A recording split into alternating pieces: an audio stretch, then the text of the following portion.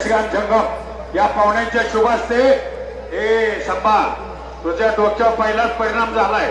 त्या गर्दीत कशाला गेलाय? इकडे उभा राहा, इकडे उभा राहा, जरा गर्दी कमी होऊ दे। एवढ्या लांब आलायच्या का? काहीतरी मिळालं पाहिजे का नको? एखाद्या डोक्यात पडते गणेश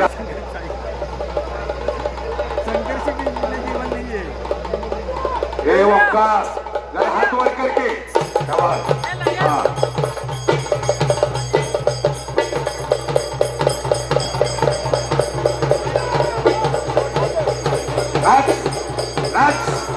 अरे वा पुन्हा फोड फोडा नाही का? चुका लागला हो डोसक्याचं हे झालंय। 2700 नारळ त्या डोसक्यावर फोडल्या। तुम्हाला आम्हाला धोट्यावर लवकर फुटत नाही। सुक्का नारळ फोडला त्यानं मागणं। धन्यवाद। काही तर जमलं तर त्याला मदत करा। संभाजी पाटील त्याचं गाव इचलकरंजी जवळ माळुंगा आहे।